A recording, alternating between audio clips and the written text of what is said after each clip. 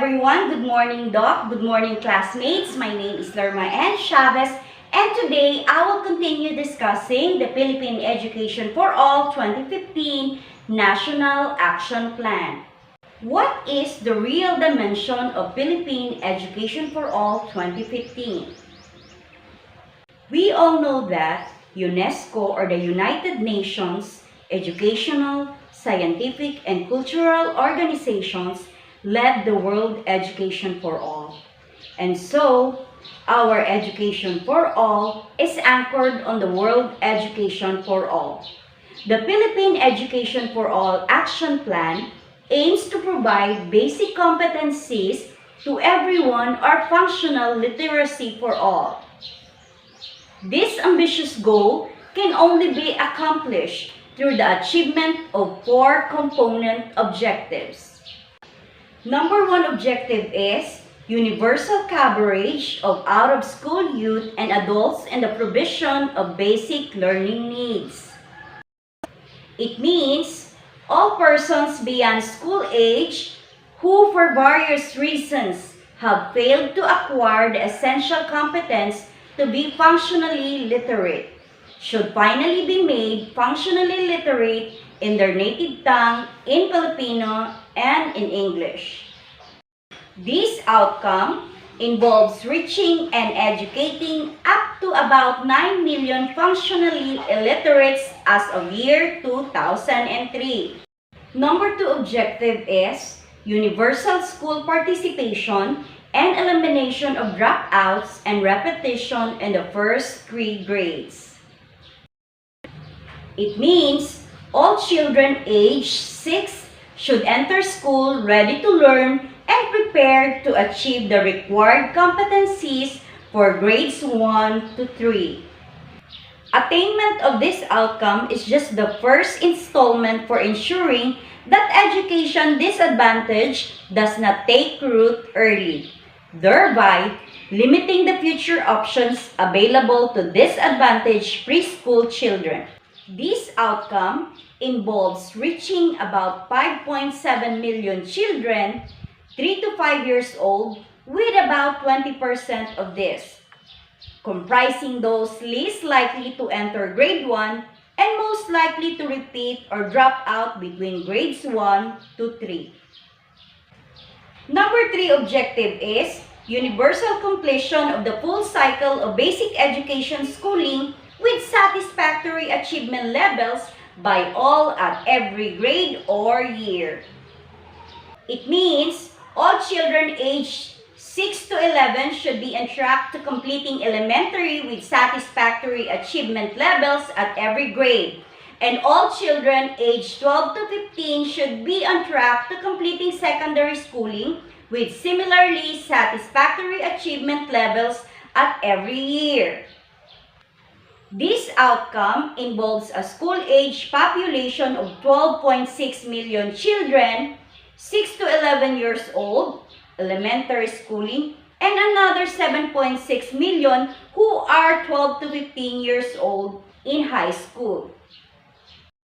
Number 4 objective is total community commitment to attainment of basic education competencies for all. It means every community should mobilize its social, political, cultural, and economic resources and capabilities to support the universal attainment of basic education competencies in Filipino and in English. Education for all demands nothing less than all for education. This outcome involves organizing a community-level effort at each of 79 provinces, 114 cities, 1,496 municipalities, and possibly 41,945 barangays. So what are the potential benefits of success of Philippine Education for All 2015 National Action Plan? First is social, political, economic, and cultural improvements. It means an educated society would allow for faster accumulation and more equitable distribution of national wealth, faster improvement in political responsiveness to the true will of the people, and a more dynamic development of culture and society. Number 2 is quality collective decisions, greater social capacity to manage crisis, and social cohesion.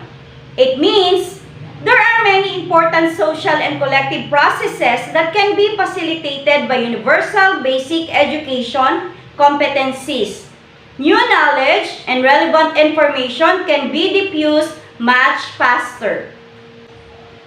Better quality collective decision in politics, culture, and commerce can be made and with greater participation. There could also be greater social capacity to more effectively prevent and to better manage, if unpreventable, those crises, shocks, reversals, and mistakes that every society inevitably encounters. There could also be greater social cohesion simply from the much more efficient communication among various segments of the whole population. So what are the larger stakes to the nation of the Philippine Education for All 2015 National Action Plan? We all know that education enables a person, and education for all enables everyone. The benefits of good educations are so obvious that most Filipino families, including those headed by uneducated parents, get their children to school at the opening of classes each year. Beyond the benefits to individuals, however, education of everyone in fact ultimately defines the whole nation. One of the stakes to the nation is nation building. The concepts of the Filipino nation as a collectively imagined community are realized in every Filipino's head and heart through our language. Language is the common vessel of our shared culture, the consciousness of our own history, and the main tool and instrument for the formation of our thinking and knowing. Number 2 is national identity. According to Professor Randy David, young people rightly question tradition, and for them, national identity often constitutes but a small fragment of their personal identity. No other generation has demanded more of its elders that they prove the moral value of national identity. Loyalty to nation is no longer taken for granted. The nation states has to show its worth in the everyday lives of its citizens. Number 3 is building social capital. Educating the individual usually enables him or her to advance materially.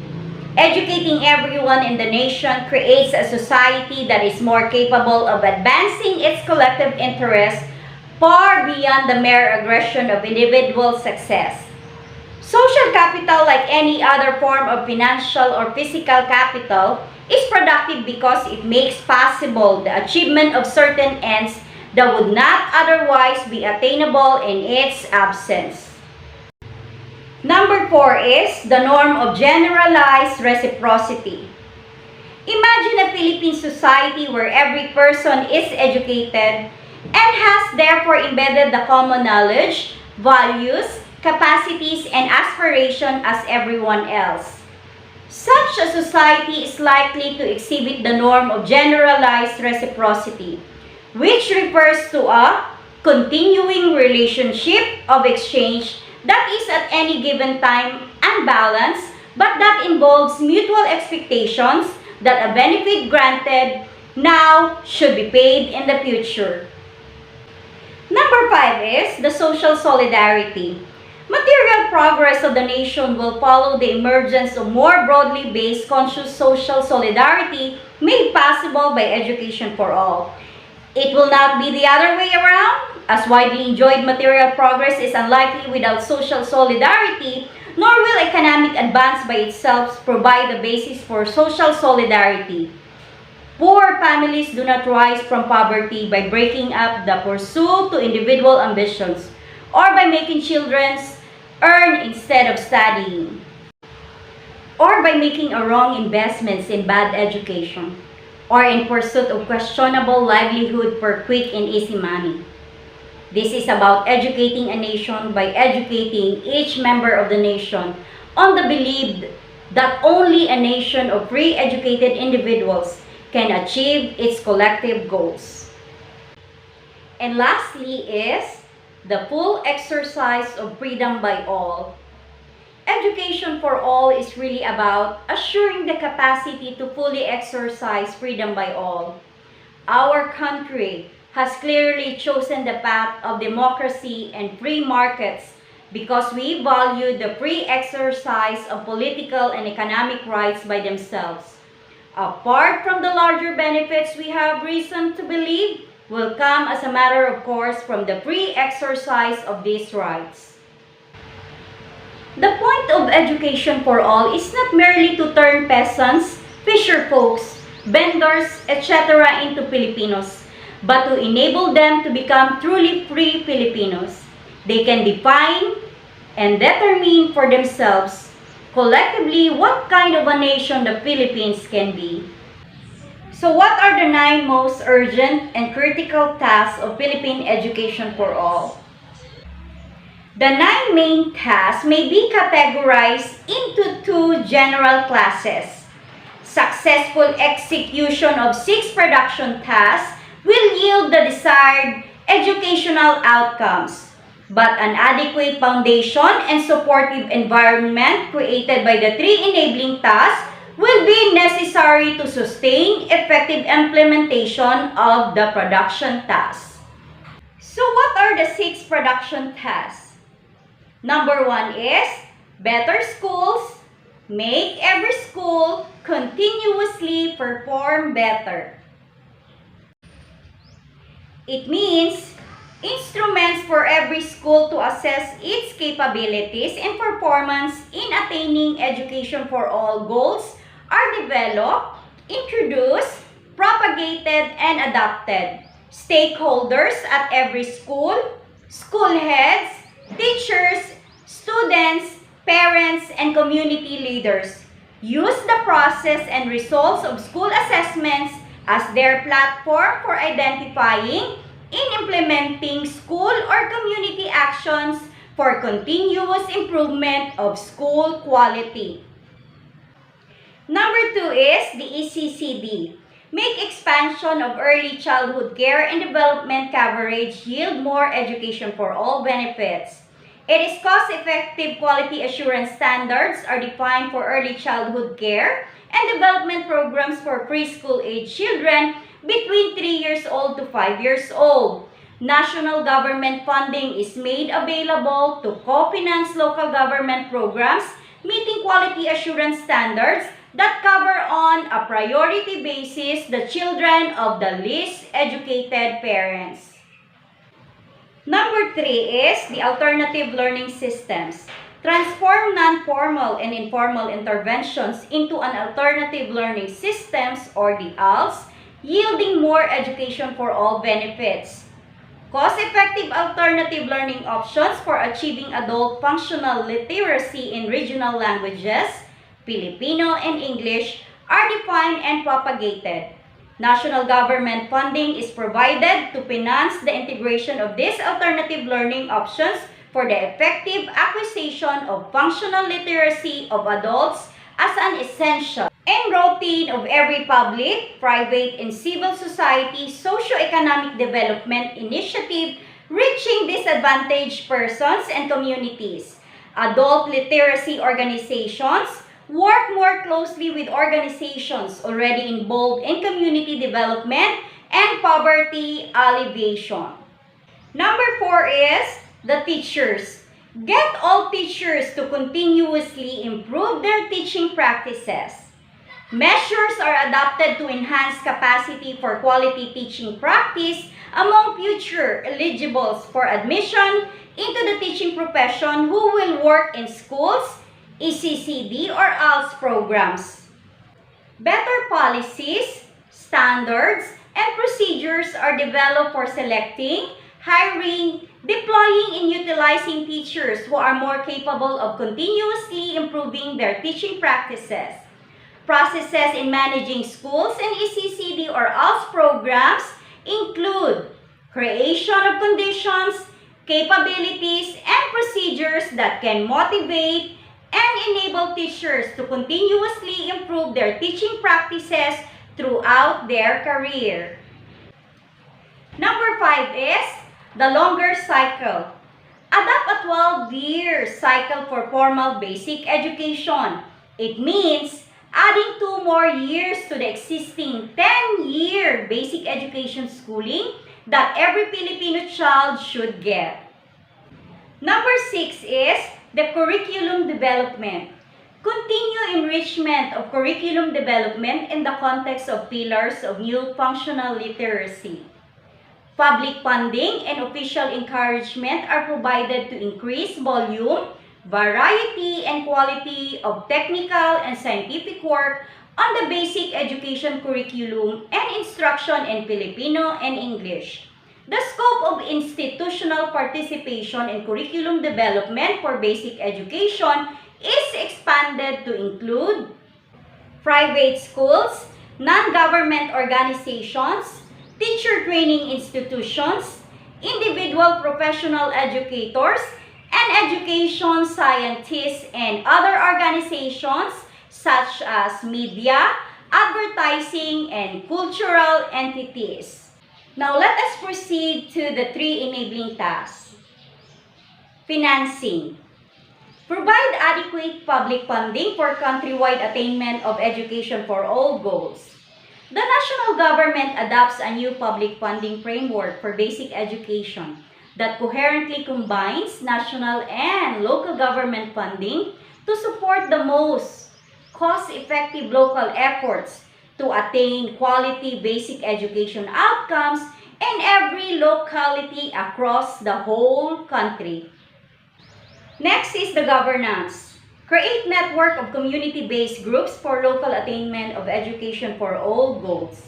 A knowledge-based popular movement is launched. It reaches, engages, and organizes persons in each locality whose education and social consciousness enable them to understand and act responsibly to form a nationwide network of multi-sectoral groups advocating, supporting, and monitoring attainment of education for all goals in their respective localities. And lastly is the monitoring. Monitor progress and effort towards attainment of education for all goals. Steady flow of reliable measurements of educational outcomes and of actual effort related to these outcomes are generated. Ample supply of objective information about level of effort expended and extent of progress attained keeps the nation's and each community's attention focused on these results. Of particular importance is the development and implementation of indicators of quality education based on the measurement of the attainment of the EDCOM definition of the educated Filipino. Thank you for listening. That is all about the overall goal and objectives of the Philippine Education for All 2015 National Action Plan. This is Lorma N. Chavez from GSC Elementary School for the Arts.